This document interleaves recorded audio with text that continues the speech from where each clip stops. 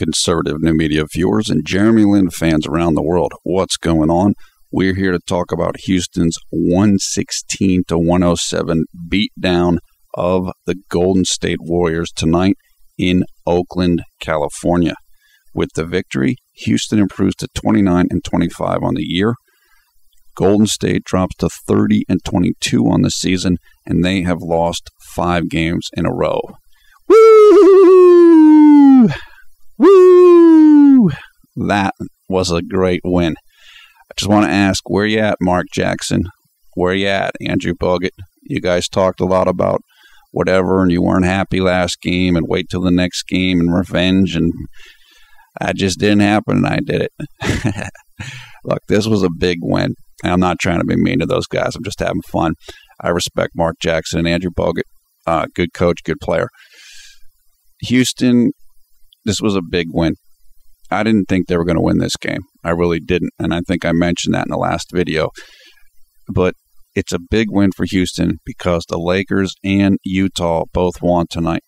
And those are 2 teams that Houston's battling in the playoff race. So it's really good that Houston was able to keep pace and win this game. Carlos Delfino was back for this game, I think, after his elbow injury. Greg Smith, the backup center, was sent down to the D-League today.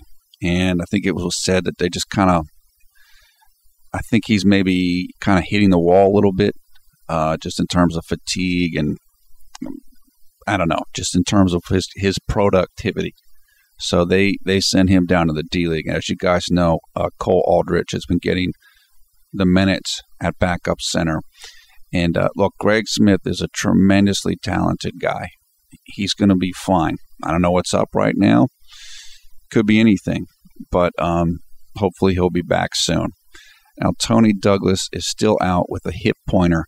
And I want to give credit to the commenter that pointed that out to me the other day. I'm sorry, I don't remember what your name was, but you were the first person to point that out, that Douglas had an injured hip, because I didn't know that. So thanks for telling me that. This game was close throughout the first half. Houston led by 1 point at the half. But late in the third quarter and early in the fourth, Houston took control of the game. And they just didn't look back. They wouldn't let Golden State back into it, even though Golden State did make some good runs. Look, what's great about this is that Houston's not very far behind Golden State. I mean, they're only a couple games back of Golden State, maybe, 3 games, 3.5 games. It's not very far, particularly with the way the Warriors are playing. So I would be thrilled to death if Houston could pass up Golden State. The bottom line for Houston is make the playoffs. I mean, what your seeding is great, but just make it. And now if you can get a better seeding, terrific. But the first goal is just make it. Chandler Parsons almost had a triple-double in this game. He played great. James Harden was banged up in this game. He came into the game with a sore knee. It was uncertain if he was going to play, but he did play, and he played pretty well. He didn't shoot that well, but considering he had a bad knee and he also hurt the knee again in the game, he played well. He had a solid game in this one. Omer Asik also had a nice game with 13 points and 15 boards. Let's turn to Jeremy. I am dubbing this a Linsanity 2.0 game, even though Jeremy didn't shoot the ball well and he didn't score a ton of points. And I'll talk about why that is. Let's just go over what his stats were. 14 points, 2 rebounds, 10 assists, 29 minutes. Shot 3 of 11 from the field, 0 of 2 from three-point range, 8 of 8 from the free throw line, 0 steals, 0 blocks, 0 turnovers, 3 fouls, plus minus was a +4, and his raw efficiency number was 18. Now, before I talk more about Jeremy, I will say this. Jeremy was outplayed statistically by Stephen Curry. Stephen Curry had a very good game. He had 27 points, 5 boards, and 6 assists. But it doesn't matter. It doesn't matter because Jeremy wasn't trying to do what Stephen Curry was trying to do. Stephen Curry took almost twice as many shots as Jeremy did. What Jeremy was trying to do in this game was just play point guard, like traditional point guard, distribute the ball, control the tempo of the game, and he did that great. I thought he played great in pace and getting people the ball. And he had 10 assists in this game, but he had a whole bunch of blown assists. I mean, blown assist is where you pass the guy the ball, he shoots it, but he misses it, or he gets fouled, and then you don't get an assist, even if he makes free throws. In one of the quarters, I think the second quarter, third quarter, there was like 6 blown assists just in that quarter, just in one quarter. So, I mean, Jeremy could have had 15, 16 assists in this game. And that gives you an idea of what he was doing tonight. He was just looking to make good passes. He played the way that he should play in this offense, is probably the best way to say it, particularly when other guys are shooting the ball well. Now, that doesn't mean Jeremy shouldn't score, but he still got up 11 attempts. That's not bad.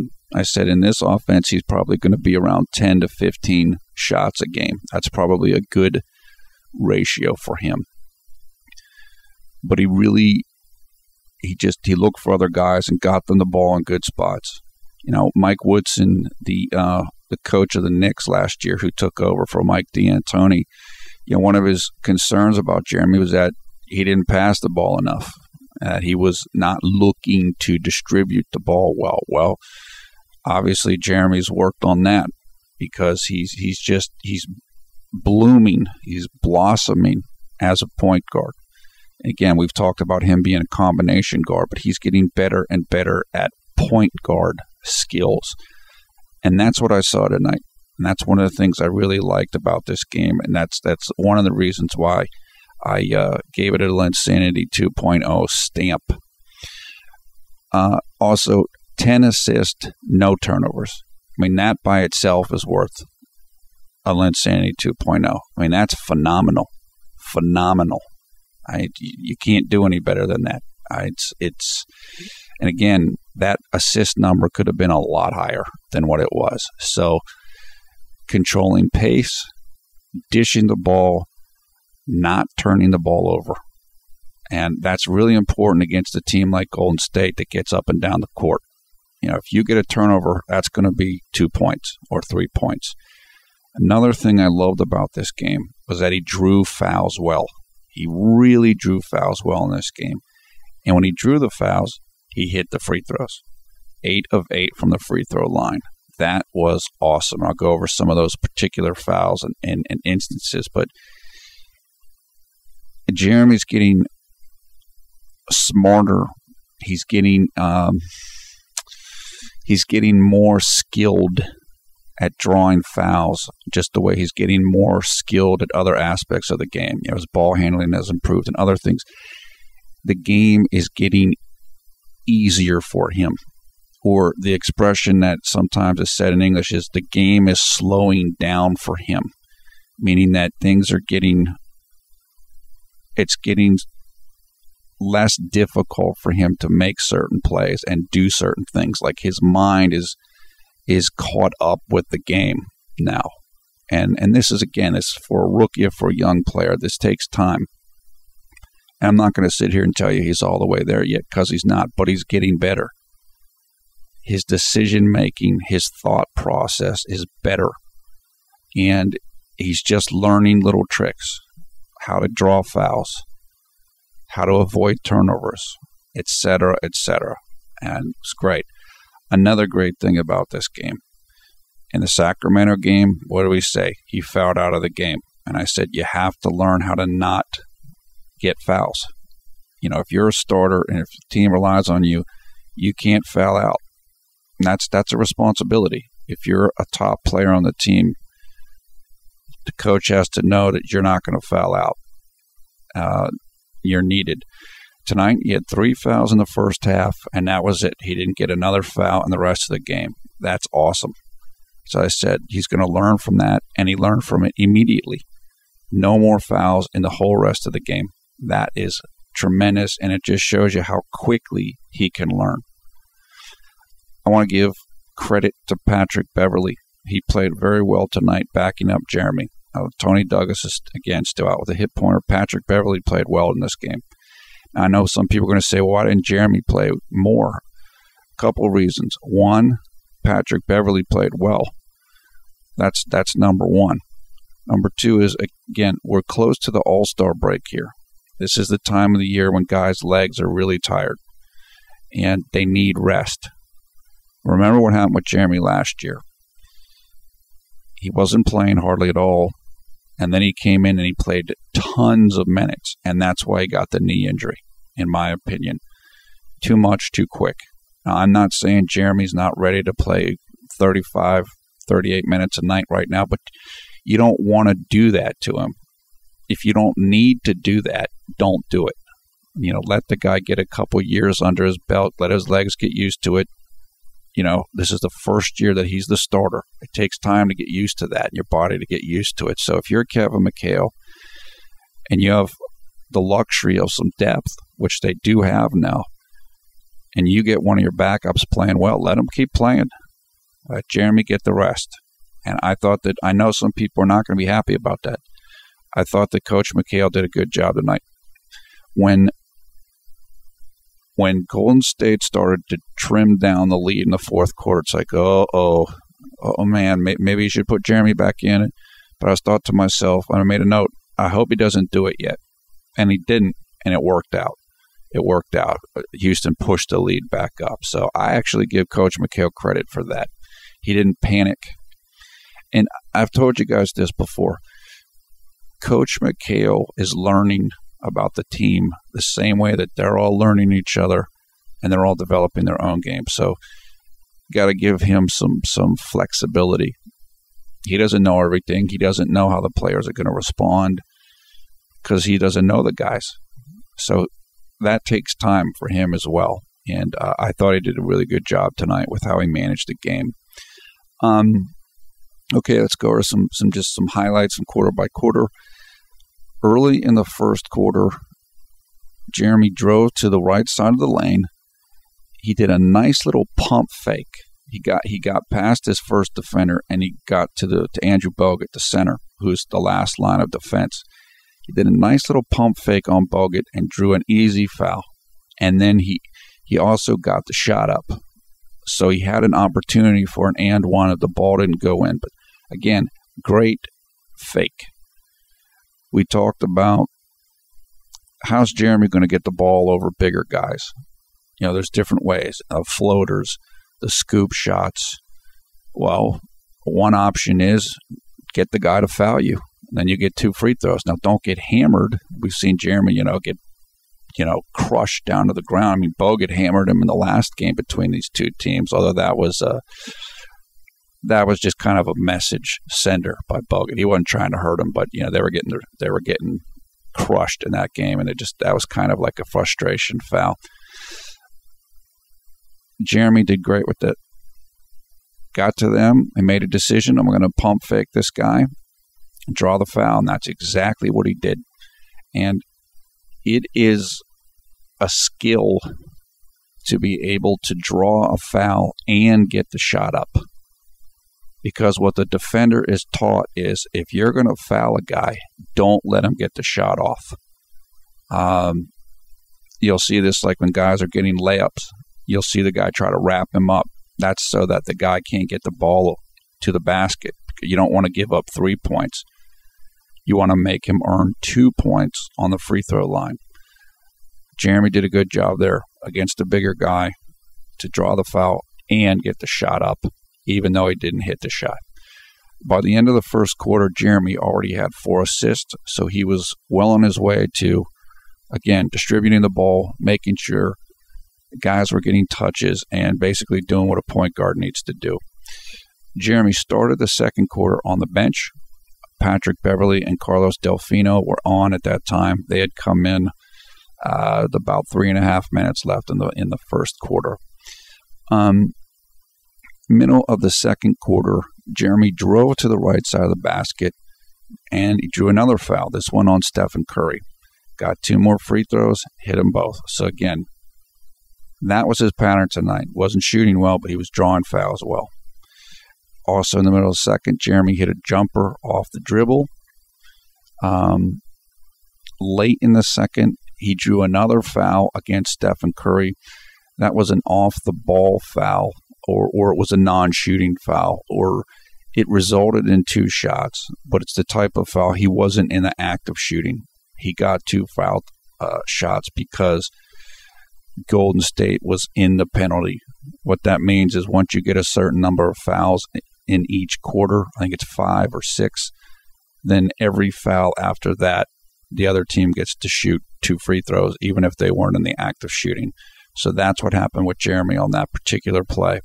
He wasn't shooting, but he ended up getting 2 free throws, and he made both of them. Also late in the second, Jeremy drove to the basket. He went around Andrew Bogut. Nice move, but he went up to do a reverse layup on the left-hand side of the basket, but he missed it. It was just a little bit too hard. Those are things that he'll have to iron out in terms of, okay, I was able to beat the first defender, his defender. I was able to beat the second defender, which is the center, the shot blocker. Now I've got to make sure I finish properly. And he finished, he put the ball up a little bit too strong. And these are things that, again, I mean, it's a complicated sequence. You've got to beat 2 guys and make sure you put the right touch on the ball. And it just takes time. As I said, Jeremy's still working on his individual moves and floaters and all the little trick shots, and he'll get that. But it was a good move, and he got into a very good position. With 58 seconds left in the first half, Jeremy got his 3rd foul, and then he sat down, and Patrick Beverley came in. So as I said, I was like, oh, no, we're heading for a Sacramento scenario here where he's going to get, maybe he's going to foul out again. But again, that didn't happen, and that's one of the reasons why I felt this was an excellent game for him. Jeremy finished the first half with 10 points, 0 rebounds, and 5 assists. Okay, heading to the third quarter. Early in the third, Jeremy had a great pass to Chandler Parsons for a dunk. And not only was it a great pass, Jeremy actually went up for a shot. Like he went up like he was going to shoot, and then he changed his mind. Still had enough presence to see Chandler Parsons and find him on a great pass for a dunk. I think Chandler was coming from the right-hand side of the lane from like the baseline. It was a phenomenal play. Just superior court vision and body control to be able to do that and make that play. It was just great play. Middle of the third quarter, another great play by Jeremy. Jeremy, I think, this was the right side of the basket, right side of the lane.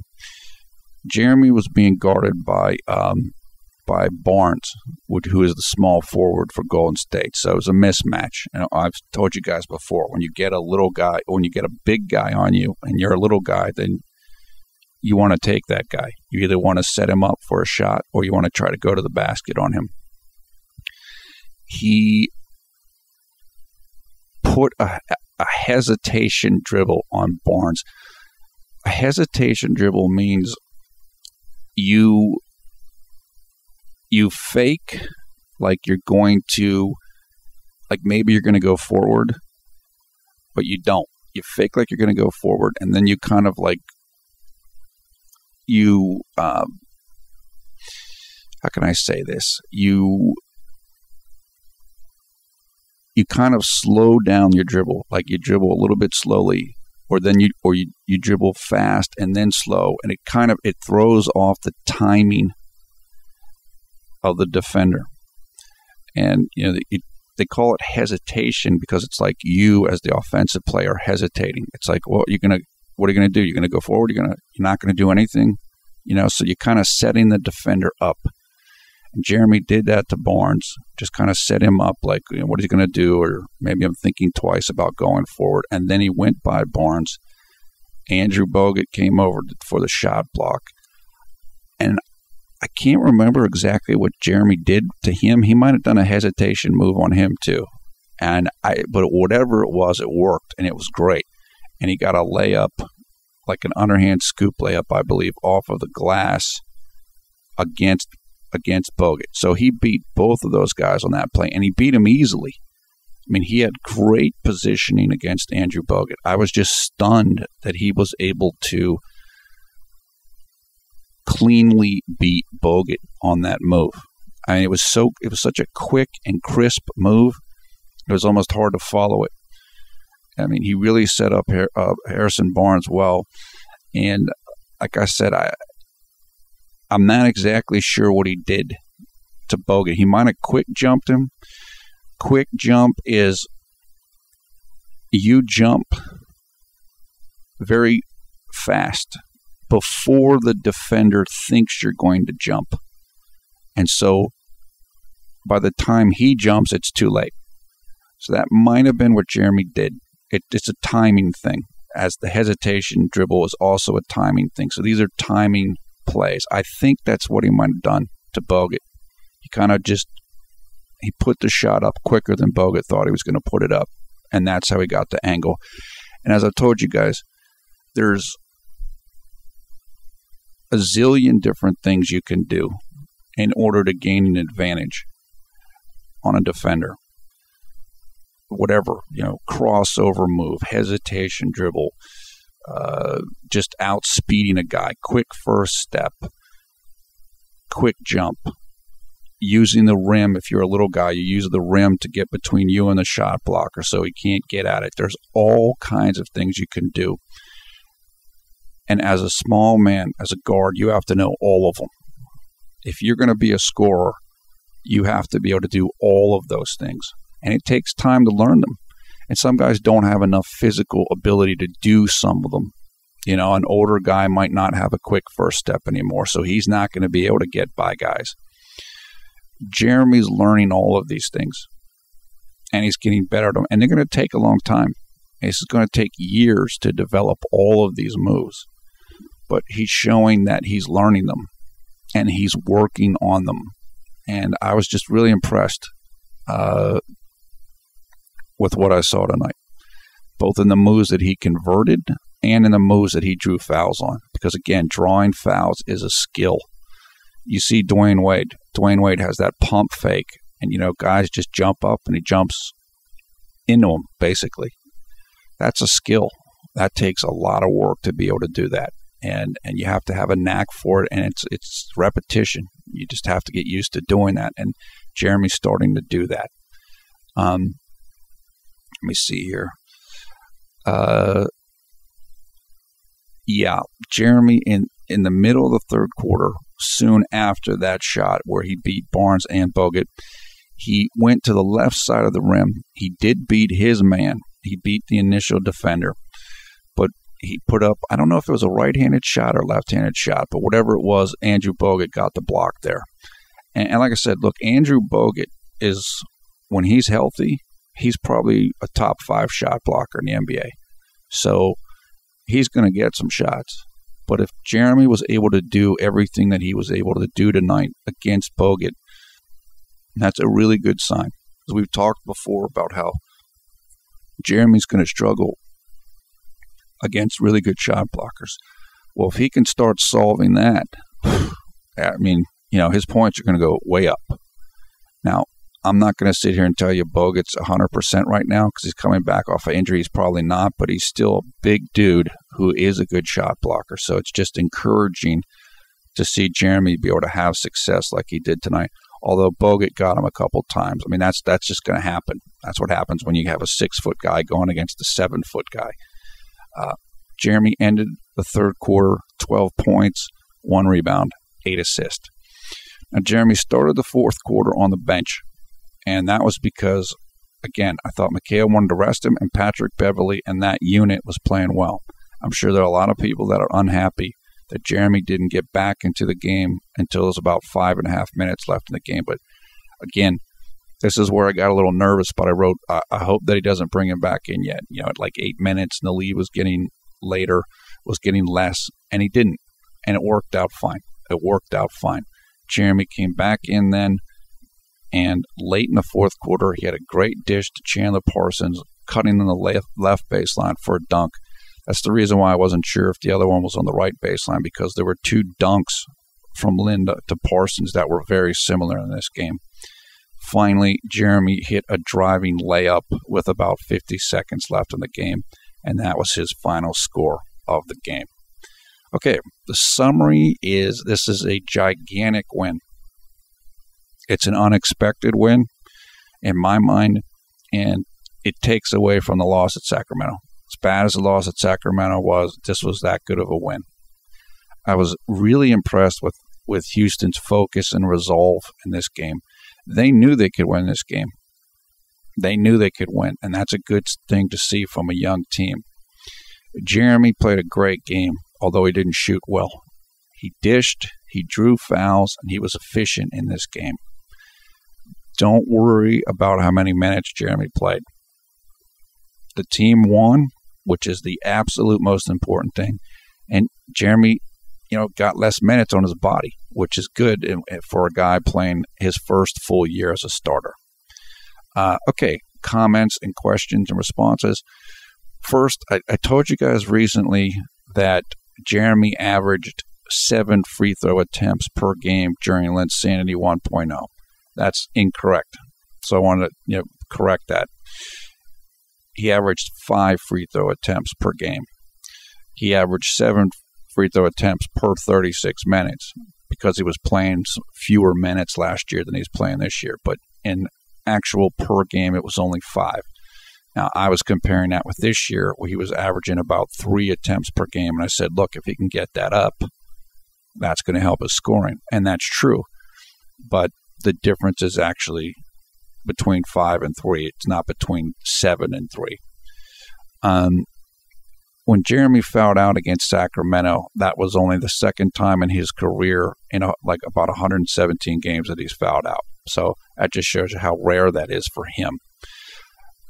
Royce White, I know Jeffrey Wynn was asking about Royce White. Royce White made his D-League debut tonight. D-League is developmental league, which is like guys get drafted. It's like the league below the NBA. It's kind of like, it's a developmental league. It's for guys that the coaches think aren't quite ready to play in the NBA, so they send them down to these affiliates. Each team has an affiliate. And so the guys they get to play, and they get to actually play against other good players rather than just sit on the bench in the NBA and not get any playing time. So Royce White made his first appearance in the D-League tonight. He had 7 points, 8 rebounds, and 4 assists. I don't know how many minutes he played, but that's a pretty good stat line. Look, like I said, Jeffrey, if he can get 8 rebounds a game, bring him up. Bring him up as fast as we can. That would be great. But he's going to need time. And if you don't know the story about Royce White, he has an anxiety disorder. He has a fear of flying, I believe it is. And it's just, there's been a lot of back and forth between, I guess, his side and the Rockets. I guess you could say that this year about how it was going to be handled and is it being handled properly, etc. And it's finally starting to get resolved. So I think everybody's happy about that. I'm sure he is. I'm sure the team is. I'm sure the fans are. So it's good to see that they're working things out so that Royce can participate with the team and play. And so it's good. Just happy that he got to do that. Greg Smith, I think I said, Greg Smith is also down in the D-League. So it'll be interesting to see what numbers he puts up down there. You guys pointed out to me in the Sacramento game 53 video, that J-Lin got a block on the same play that he got a dunk. That's right. I don't know how I missed that. I don't know how I missed that, but somehow I just saw him grabbing the ball, and I just thought it was a rebound. So thanks for correcting me on that. I appreciate that. Third Rail you asked me, why do I talk about what time it is in Taipei, Taiwan? Now, I say what time it is in Taipei because I know Jeremy Lin's parents are from Taiwan, and I know that he has a lot of fans over there. Also, Jeremy has a ton of fans throughout Asia. I mean, he has fans all over the world, obviously, and I'm just kind of trying to give people a sense of time, like when I'm making the videos and stuff. I mean, it's not that important because each video corresponds to a certain game, so it's not critical that people know what time it is. But just kind of I just thought it was a fun thing to do. And giving somebody the time, like in some part of Asia, I think might be more useful for people in Asia. For example, if somebody told me the time, I mean, I live on the East Coast of the United States. If somebody told me the time in California, which is 3 hours earlier, then like I can relate to that. But if I'm in Asia and someone tells me the time on the East Coast of the U.S., that might not mean anything to me because I just don't think about that often. You know what I mean? So I just use Taipei because I believe it's the biggest city, I think, in Taiwan, and it's just kind of a touch tone. It's just a place, you know. Like I said, it's just kind of a time marker. And again, being that Jeremy's family is from there, I thought it'd be a respectful thing to do. Yeah, that's it. Like I said, I mean, that's kind of the explanation for that. I just do it. It's just fun, you know, just kind of give people an idea. The thing is that the games take place usually the next day in Asia. So if we're watching a game here in the United States and it's 10 p.m., well, you know, it's like 11 a.m. in Taipei, perhaps. So it's like, it's easy to lose track of days and what day it took place. And, you know, it took place Monday here, but that was Tuesday in Asia. So I'm just kind of trying to kind of round all that up so that people in both locations, Asia and North America or the Western Hemisphere, just kind of have a sync up, just kind of understand where everybody is. You know, even also so people here in the U.S. understand that people in Asia are watching these games a lot of time in the morning and stuff, and just kind of get a sense of it's a different thing. You know, here in the U.S., we're accustomed to watching games early evening, except maybe on the weekends. On Sundays, you know, maybe we get early games. And so it's a totally different experience for people in Asia. A lot of times games are, you know, mid-morning.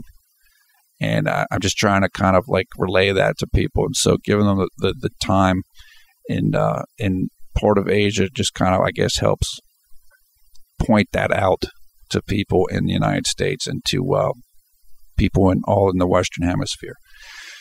Mr. Buri Suri, happy to give you a shout out, my man. You're doing great. Love your comments and again, just appreciate your viewership. And I said it's fun. I love talking to you guys. I love talking to you. You know that. Quack, why lie? Beverly played well today. Yeah, I mean, is he as good as Tony Douglas? I mean, he's a different kind of a player. I think he's got more talent than Tony Douglas does, but I'm glad he played well today. And Tony's just not available right now with the hip injury. OMG, by golly, wow! I agree with you about Jeremy's impact. I do think you're right. I think people do see him as the underdog, and just a lot of people like him. Now he's the underdog. He's, I believe, the first Asian American of Chinese or Taiwanese descent in the NBA. He's a Harvard grad. You know, you don't see people in the Ivy League going to the NBA. They used to more, you know, I don't know, 50s or whatever, but now you don't see that. So there's a whole bunch of angles and unique features about Jeremy Lin that I think make him really appealing. And one of them is being the underdog, as you said. Jack's cool. I agree with you.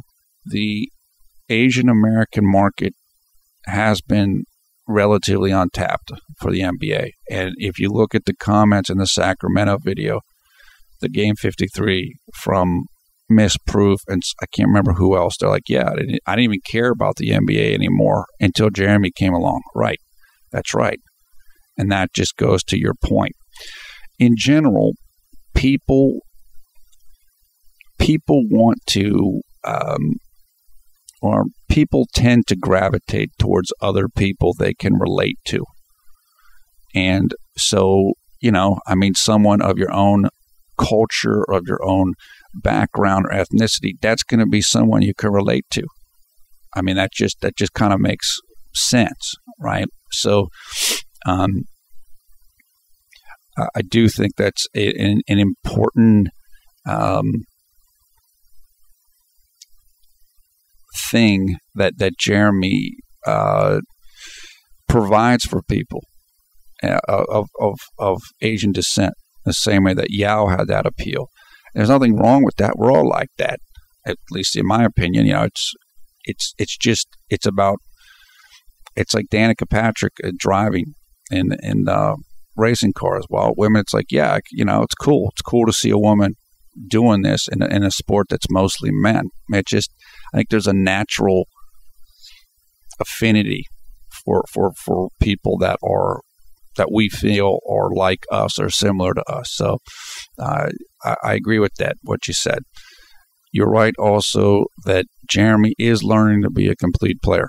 So I said that's one of the best things about him coming to an offense that's not heavy pick and roll and it's not designed for him. He's having to expand his game, and that will make him a complete player. And then after that, after a couple of years, then he can play in any offense. It's like Steve Nash. Sure, there are offenses that are better for Steve Nash than others, but he can play in any offense. Why? Because he can shoot, he can dribble, and he can pass. Stand still three, yeah, he can do that. Step in, dribble three, he can do that. Layups, he can do that. He can do anything. And that's what we want for Jeremy. That's what we want for Jeremy. And that's what he's learning now, exactly as you point out. Look, Jeremy is learning so quickly. It's so impressive. Again, you guys know how many times I've said this. Steve Nash wasn't Steve Nash until like 5 or 6 years in the league. Jeremy's in his 3rd year. And he's doing great. He's doing great. I would guess that his numbers in his 3rd year are comparable to Steve Nash's or better. So, again, I'm not going to sit here and tell you he's going to become Steve Nash. But he's learning quickly. It's very impressive to see. I think the most important thing for him is don't get hurt. And that's why I'm okay with him playing a couple less minutes. Guys tend to get hurt when their body gives out. And I think that's what happened to Jeremy last year. Now, again, I'm not sitting here stressed out. Oh, does he play 31 minutes or 30? Oh, no. But if you don't need to play more, don't. Don't. Especially for a guy, first full season as a starter, and his body's got to get used to that. So, Zhang Frank, I completely agree. J-Lin's dunk against Sacramento was super powerful. That was awesome, man. I mean, that was great. I think everybody that's a J-Lin fan still loving that and watching the dunk 100 times, like I think Miss Proof was talking about doing. Miss Proof, the dunk was sick. That was sweet, man. I didn't expect that. And that's, J-Lin, I know he did some of that at Harvard. He'd dunk in traffic, which means in traffic just means guys are around you. And that was a great dunk, man. That was definitely a woo moment. That was fun. That was a lot of fun. I think everybody will agree with that. Also, Miss Proof, look, J-Lin is an icon. He's an icon. What's an icon? An icon is something that everybody knows, everybody looks to. It stands out in a setting or a culture or whatever. Jeremy Lin is an icon. Jeremy Lin's an icon. Yao was an icon. And he still is an icon. Because of the relatively few players of Asian descent that have played in the NBA and are playing in the NBA.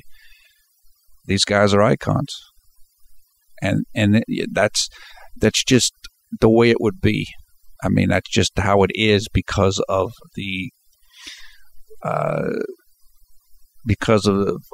how few players have played in the NBA of Asian descent and have done well, et cetera, et cetera. And he's an icon for Linsanity 1.0. I mean, that's the thing with Jeremy. He's not a token player. He's a heck of a player, and everybody saw it last year. And it just came from nowhere. That's what made Jeremy and Linsanity 1.0 so special. Nobody thought that. I mean, it just came from out of the blue. And that's part of his iconic status. I said earlier that people want people they can relate to. Look, everybody wants to be the Jeremy Lin story. You never heard of him, and all of a sudden he's averaging 25 points a game and rocking Madison Square Garden. Everybody can relate to that. And again, he goes from nothing, zero to hero.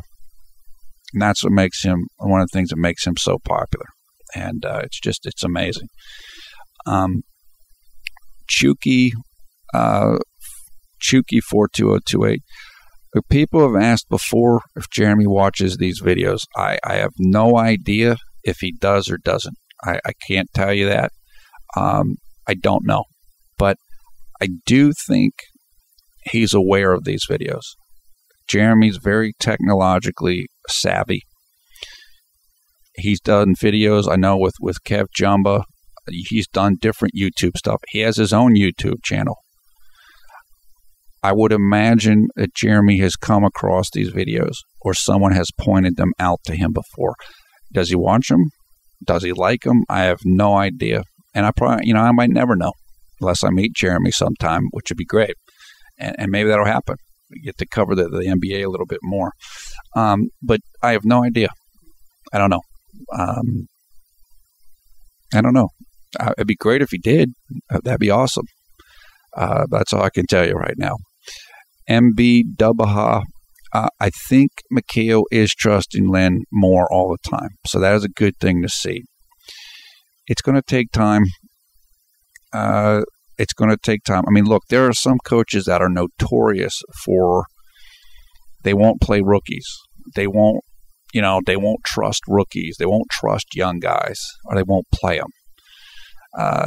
Every coach has his own character qualities. I'll give you an example. Mike D'Antoni, the coach for the Lakers, who coached Jeremy last year.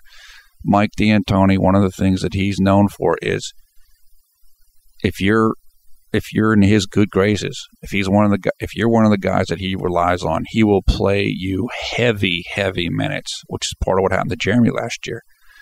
He won't use a lot of guys off the bench. He'll use like 7 or 8 guys and run them into the ground, meaning he'll play them tons of minutes. Some coaches are like that. Some coaches, every coach has their own little things. And from what I could gather with Kevin McHale, he's pretty old school in his mentality. He's not a guy that's always just going to praise you after every single thing you do. He's a little tougher. And I do think that he sees what Jeremy has to improve upon. And so it's going to take a little time for him to fully trust Jeremy. It's fine. Look, I know that Jeremy likes McHale a lot because he said that. I mean, he's like, look, Coach McHale goes beyond normal things for a coach. He's like, he'll call you up and text you or whatever, like, much more than other coaches will, just to make sure you're cool. Now, that's personally, as a coach, you might think, well, he's a nice guy, but he's not playing me enough, or he's taking me out too quickly. I think there's probably a little bit of that, but that's going to get better. I think that Jeremy's earning everybody's trust. Look, if you saw late in this game, in the last 4 minutes, maybe actually the last 2 minutes, James Harden got a rebound, and he started coming up the court, and Jeremy was to his left-hand side, and Jeremy was basically asking for the ball. And Harden didn't give him the ball at first, but then they got across half court, and then he gave him the ball. Like, yeah, that wouldn't have happened earlier in the year because they didn't trust Jeremy. Now Jeremy, not only do they trust Jeremy, Jeremy's demanding respect. Give me the ball. I'm the point guard. And so you're going to see more and more of that. And so it's coming along fine. It's coming along great. And I'm sure Mikhail it'll work out there as well. Joyce Ward, thanks for the props on the videos and the analysis. I appreciate that. I agree. I do think Coach Mikhail sees Jeremy as a young player, and somebody that needs more seasoning, and that's cool. That'll get worked out. If I didn't mention your comment, I'm sorry about that. I'm actually trying to get this done in a reasonable period of time, although I know this has gone really long. The next game is tomorrow against the Los Angeles Clippers in LA. That's going to be a tough game. Houston's on a back-to-back. The Clippers are rested, and the Clippers are looking good. They struggled for a bit. Now they got Chris Paul back. Now they got Chauncey Billups back. Now basically they're at full strength. Now they're not in perfect sync because guys have missed some times with injuries, but they're a very, very good team. So, look, I'm going to go into that the way I went into this. I don't expect that Houston's going to win that game, but I hope they did. Again, though, tonight makes up for the Sacramento game. This was a key game. I'm really proud of the team and happy that they won this game. Now, tomorrow's game will be the last game for Houston before the All-Star game break. That takes place. The All-Star game takes place this weekend. And they do different things. On Friday night here in the U.S., they'll play a celebrity game, like musicians and stuff will play in a basketball game. Saturday, I think they do the slam dunk contest, three-point contest, and then Sunday is the All-Star game itself. Monday, no teams play. So it's kind of like guys get like 4 days off, essentially, although the guys that are playing in the All-Star game, they play a little bit. That's good. As I said, all the guys need the break right now. They need time to rest their legs and just kind of mentally recharge. So tomorrow night's game will be the final game for Houston before that occurs. So hopefully they can go out with a win. We will find out soon. Leave your comments below. Thumbs up, thumbs down on this video. We'll give you the full information in the video description below the video player to game highlights, box score, game stories, and how you can join the Conservative New Media Facebook group, which has over 2,000 members and growing all the time. It is 3 a.m. on the East Coast of the United States, which means it's 4 p.m. in the afternoon on, Wednesday, February 13th, I believe. I'm losing track of time now. So it's very early morning here in the U.S. This is a late game. Here in the U.S. It's 7:30 local time p.m. in California. Again, I'm 3 hours behind California, so the game started at 10:30 p.m. at night here, ended at about, right around 1 o'clock, a little bit earlier than that. So it takes a little while to get everything done and get the videos going and get them done, but we love doing them. I said, hopefully you're having a great afternoon, great early morning if you're in the United States. Wherever you are around the world, hope you're having a great day, great night when you watch this. I am Paul at Villarreal, the NBA expert. Thanks a lot for watching Conservative New Media. We strive to be the #1 Jeremy Lin YouTube fan channel. We'll see what the boys can do tomorrow night against the powerful Los Angeles Clippers. Till then, take care. We will talk to you soon.